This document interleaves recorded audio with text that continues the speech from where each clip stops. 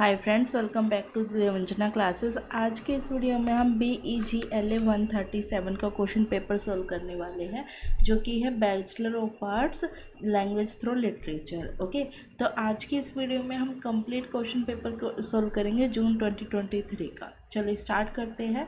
Question number 1 से हम start करेंगे। क्वेश्चन नंबर 1 में बोला गया है, read the passage given below and answer the questions that follow. Question में बोला गया कि जो पैसेज गिवन है उसको पहले रीड आउट कीजिए, उसके बाद जो क्वेश्चंस गिवन है उनके आंसर प्रोवाइड कीजिए। ओके, चलिए स्टार्ट करते हैं। पहले हम पैराग्राफ को रीड कर लेते हैं। In the first week of June 1982 I begin a secular pilgrimage deep into the Alaknanda Valley. My destination was Gopeshwar, a town that clings to a hill somewhat short of Badrinath, and the living deity I wished to pay tribute to was Chandi Prasad Bhatt, founder of the Chipko movement. Chandi Prasad Bhatt was born in a family of a priest who tended the temple of Rudranath. It is the part of Panch Kedar, the 5 Himalayan temples dedicated to Shiva, the most venerated of which is Kedarnath. As a boy, Chandi Prasad went up often to the family shrine, the journey also alerting him to the local traditions of folk ecology. When he walked through the alpine pasture, he had to take off his shoes so as not to harm flowers.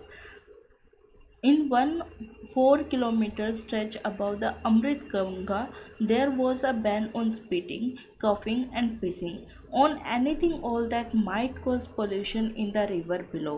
There were taboos on plucking plants before the festival on Nanda Ashtami in September. Once, on the walk to Rudranath, Chandi Prasad met a shepherd burning the flowers of the sacred and beautiful Brahma Kamal.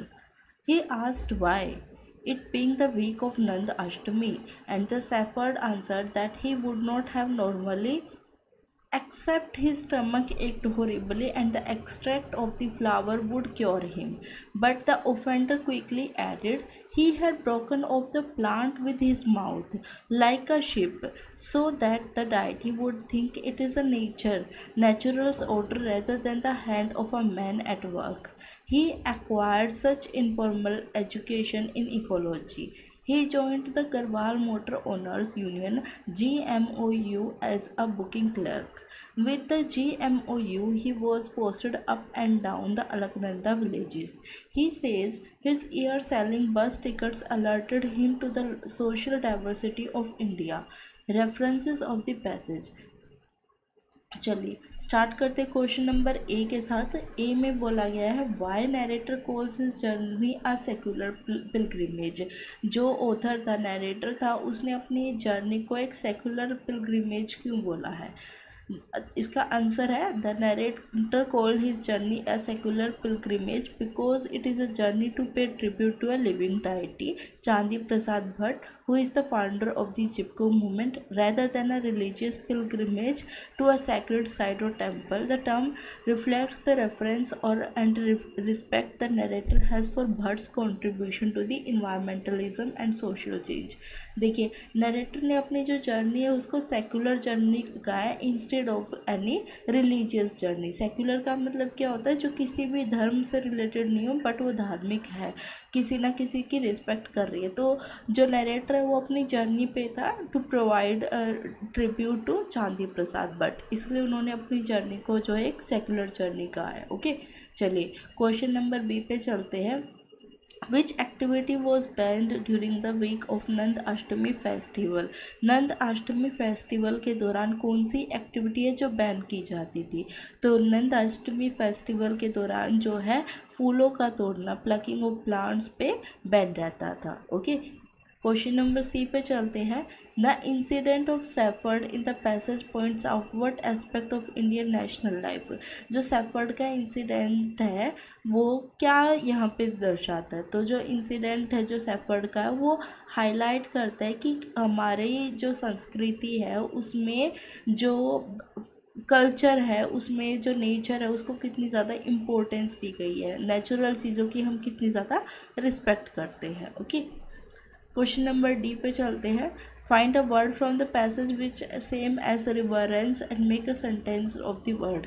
Reverence का same meaning कौन सा word है? तो answer है veneration. Sentence the veneration shows by the villagers toward the sacred groups reflect their deep respect for nature. मतलब veneration जो है वो सेम वर्ड है as to the reverence. Okay, e part पे चलते हैं। Identify and name the liberty device used in the phrase secular pilgrimage. जो liberty device जो है सेकुलर पिलग्रिमेज वर्ड में यूज़ की जा रही है उसका नाम बताओ और आइडेंटिफाई करो। तो ऑक्सीमोरोन जो है वो फिगर ऑफ स्पीच है जिसको यूज़ किया गया है। ओके, चलिए क्वेश्चन नंबर 2 पे चलते हैं। क्वेश्चन नंबर 2 में बोला गया है right short note in about 150 words each on any two of the following. इनमें से जो 4 पॉइंट्स गिवन है आपको, इनमें से किसी 2 पे जो है एक शॉर्ट नोट क्रिएट करना है विद 150 वर्ड्स। ओके, चलिए तो सबसे पहले बात कर लेते हैं होमोफोन्स की। Homophones are the word that sound the same when pronounced but have different meaning. ऐसे वर्ड्स जब हम उनको बोलते हैं तो उनका मीनिंग सेम रहता है, बट जब हम उनको लिखते हैं तो उनका मतलब अलग होता है। Okay, for example flower and floor. Flower का मतलब हो गया ब्लॉसम, कोई भी पौधा जो जिसमें फूल आते हैं। ओके, और फ्लावर का मतलब हो गया आटा। पीस और पीस, एक होता है पीस, पीस मतलब शांति, एक होता है पीस मतलब कोई टुकड़ा। ओके, चलिए नेक्स्ट पे चलते हैं। ओनोमेटोपिया।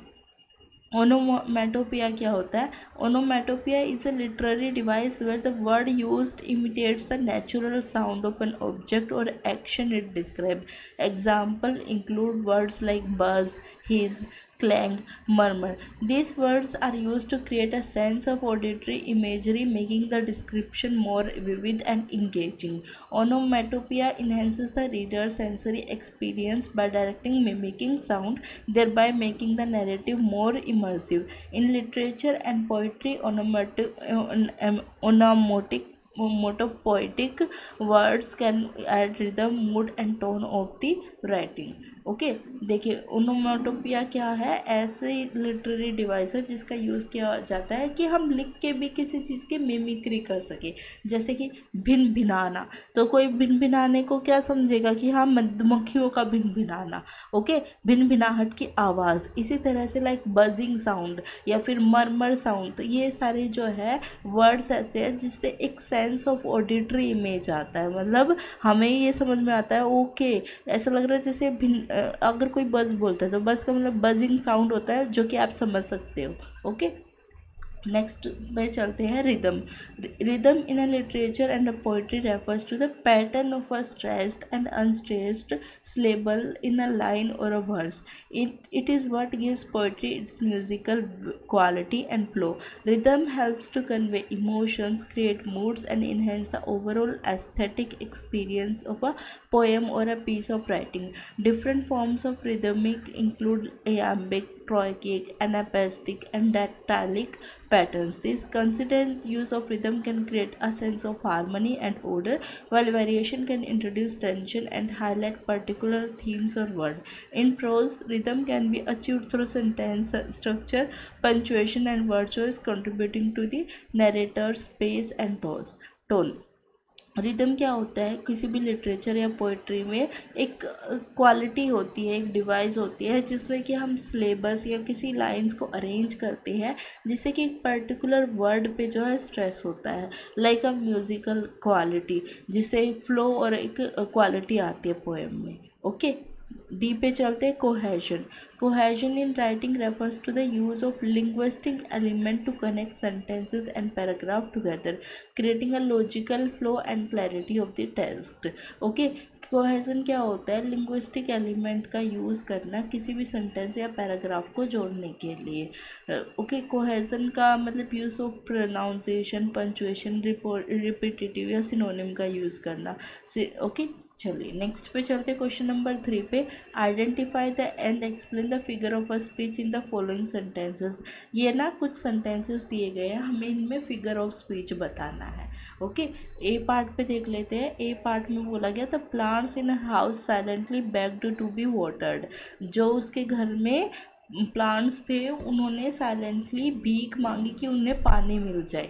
ओके, तो यहाँ पे जो फिगर ऑफ स्पीच है वो पर्सोनिफिकेशन है, क्योंकि भीख तो इंसान ही मांग सकता है, लेकिन यहाँ पे एक ह्यूमन नेचर, ह्यूमन कैरेक्टरिस्टिक्स किसको दिया गया है, प्लांट्स को दिया गया है।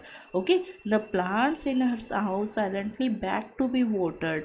फिगर ऑफ स्पीच क्या है, पर्सोनिफिकेशन। क्यों है, the sentence attribute human characters to plants by suggesting they can beg. Personification is used to evoke empathy and convey the plant's need for water in a vivid and a relatable way. Okay, चलिए b part पे चलते हैं। Barry bought a book to bring to the backyard barbecue. Barry ने एक book brought की है to bring the to break to the backyard barbecue. तो यहाँ पे एलिट्रेशन का यूज़ हुआ है। कैसे यूज़ हुआ है, B in berry, B in bot, B in book, B in brink and B in backyard barbecue. तो यहाँ पे जो बी वर्ड है ना, इससे एक रिदमिक साउंड क्रिएट हो रही है, रिदमिक इफेक्ट क्रिएट होता है। ओके, और जो हम हिंदी में भी पढ़ते हैं, किसी भी एक वर्ड का यूज़ बार बार किया जाए तो उसे अनुप्रास अलंकार कहते हैं। इसी तरह से यहाँ पे इंग्लिश में उसको एलिट्रेशन बोलते हैं। ओके, चलिए नेक्स्ट पे चलते हैं। Question number c, can you spare your wallet. Can you spare your wallet is metonymy figure of speech. क्यों है, in this sentence wallet is used to represent money and metonymy involves using a related concept और object to stand in for something else, making the expression more vivid and indirect. अब मैं आपसे बोलूँ कि मुझे पैसे चाहिए, okay, और मैं आपको बोलूँ अपना बटुआ खाली कर सकते हो, तो जो अपना बटुआ यानी कि पर्स या फिर वॉलेट खाली कर सकते हो, तो वहाँ पे क्या है, किसी भी ऑब्जेक्ट को यूज़ किया जा रहा है टू रिलेट अ कॉन्सेप्ट और समथिंग एल्स। ओके, चलिए डी पार्ट पे देख लेते हैं। डी पार्ट में बोला गया he is running faster than wind. वो जो है ना हवा से तेज़ भाग रहा है। कोई हवा से तेज़ भाग नहीं सकता है, बट यहाँ पे यूज़ किया गया है इस चीज़ को, तो ये जो है हाइपरबोले होती है figure of speech. He is running faster than wind, figure of speech is hyperbole. This sentence uses hyperbole, an exaggerated statement to emphasize how fast he is running. It conveys the idea that he is running extremely fast by comparing his speed to that of wind. Okay, E पर चलते हैं। E में बोला गया deep down you are really shallow. अंदर से तुम बहुत खोखले हो। तो खोखला कैसे हो सकता है कोई भी इंसान, बट यहाँ पे उस चीज़ को बोला गया है। यहाँ पे जो फिगर ऑफ स्पीच है पैराडॉक्स है। पैराडॉक्स कैसे है, the sentence represent a paradox, a statement that contradict itself yet hold some truth. मतलब उस स्टेटमेंट को हम प्रूव करने जाए तो वो प्रूव नहीं हो सकती, बट उसमें कुछ ना कुछ सच्चाई होती है। ओके, क्वेश्चन नंबर 4 पे चलते हैं। मैच द मोडल और वर्ब्स, मोडल वर्ब्स और फ्रेजेस विद देयर मीनिंग। यहाँ पे मोडल और वर्ब है और उनके कुछ मीनिंग दिए गए हैं, उनको मैच करना है। ओके, मस्ट बी को हम कह सकते हैं ऑलमोस्ट सर्टेन। कुड बी हो सकता है, तो इसको हम बोलेंगे पॉसिबल। माइट बी मतलब हो सकेगा। पॉसिबल बट ज़रूरी नहीं है कि वो possible but unlikely, might be के लिए यूज़ कर सकते हैं हम। कैन नॉट बी कभी नहीं हो सकता, nearly impossible. Need to necessary. Okay, तो ये मैच द फॉलोइंग है। क्वेश्चन नंबर 5 पे चलते हैं। Complete the following sentences by using the correct form of the words given. यहाँ पे हमें जो करेक्ट फॉर्म ऑफ वर्ब है उसे यूज़ करना है। The sculpture looks dash simple, in fact it was extremely complicated to make. तो यहाँ पे जो डिसीव किस फॉर्म ऑफ वर्ब होगा, डिसेप्टिवली होगा। The sculpture looks deceptively simple. In fact, it was extremely complicated to make. C पे चलते हैं। Advances in technology mean that the world of film is constantly dash. Advances in go को हम बोल सकते हैं undergoing, क्योंकि constantly changes, current tense current जो है सिचुएशन को एक्सप्लेन किया गया है, तो undergoing यूज़ करेंगे। Okay, advances in technology mean that the world of film is constantly undergoing changes. C part देख लेते हैं। Raj dash Delhi last weekend. Visit का क्या हो जाएगा, विजिटेड। क्यों, क्योंकि लास्ट वीकेंड मतलब पिछली बात की जा रही है, जो समय बीत चुका है उसकी बात की जा रही है, तो विजिटेड हो जाएगा। ओके, डी पे चलते हैं। My uncle dash a watch for me on my next birthday send. मतलब मेरे नेक्स्ट बर्थडे पे मेरे अंकल मुझे वॉच सेंड करेंगे। ओके, तो विल सेंड होगा, अभी की नहीं है, नेक्स्ट बर्थडे आएगा तो विल सेंड। ओके, ई पे चलते हैं। It dash heavily yesterday. देखो रेन यहाँ पे दिया है, कल बहुत ज़्यादा बारिश हुई थी, तो इट रेन्ड हैवीली। ओके, क्योंकि पास्ट टेंस का यूज़ है यहाँ पे। ओके, एफ पार्ट पे चलते हैं। Why does she not dash to school. वो स्कूल क्यों नहीं जाती है, गो ही रहेगा, फर्स्ट फॉर्म ही रहेगी। ओके, जी पे है। आई डैश शुगर फॉर 40 के अ किलो। तो आई सेल अ शुगर। क्यों, क्योंकि यहाँ पे किसी भी ना पास्ट ना प्रेजेंट ना किसी भी चीज़ का वो टेंस का यूज़ नहीं है, सिंपल फॉर्मेट है। I sell sugar for 40 rupee a kilo. H part देख लेते हैं। When we travel my sister usually sleep. Sleep की जब भी हम ट्रैवल करते हैं मेरी जो सिस्टर है वो यूजुअली क्या करती है, स्लीप करती है, तो स्लीप्स हो जाएगा यहाँ। ओके, आई पार्ट में बोला गया है। After listening the joke Sumit start jiggle.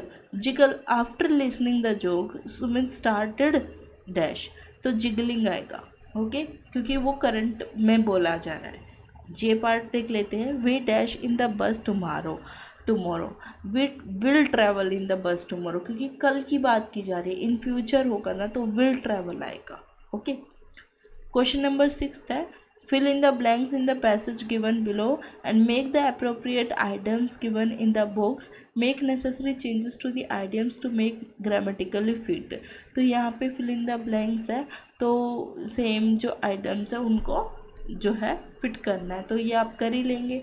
Answers मैंने प्रोवाइड किए हुए हैं, आप जो है वीडियो को पॉज करके आंसर्स को देख सकते हैं। मैं थोड़ा धीरे धीरे स्क्रॉल करती हूँ। यस, चलिए क्वेश्चन नंबर 7 पे चलते हैं। Use correct articles in the following sentences. Correct articles का यूज़ करना है गिवन सेंटेंसेस में। We should eat an apple today. He is an intelligent student. He is a university student. Give me the book I give you yesterday. Always help the poor and needy. Okay, तो ये यहाँ पे articles का usage है। Question number 8 में बोला गया fill in the blanks with most appropriate linking word indicating a casual और टेम्पोरल रिलेशन। किसी भी कैजुअल या टेम्पोरल रिलेशन को शो करते हुए फिल इन द ब्लैंक्स करने हैं। तो यहाँ पे ये क्वेश्चन सोल्व्ड है, जो हाईलाइटेड वर्ड है, बोल्ड है, उनको आप देख सकते हो, वो आंसर्स है। ओके, चलिए नेक्स्ट क्वेश्चन पे चलते हैं। Name the rhetorical used device used in the following sentences. इनमें जो रिटोरिकल डिवाइस है, जो भी रिटोरिकल डिवाइस यूज़ हुई है पर्टिकुलर सेंटेंसेस में, वो बतानी है। तो मैंने इनके आंसर्स प्रोवाइड किए हुए हैं, आप वीडियो को पॉज करके देख सकते हैं।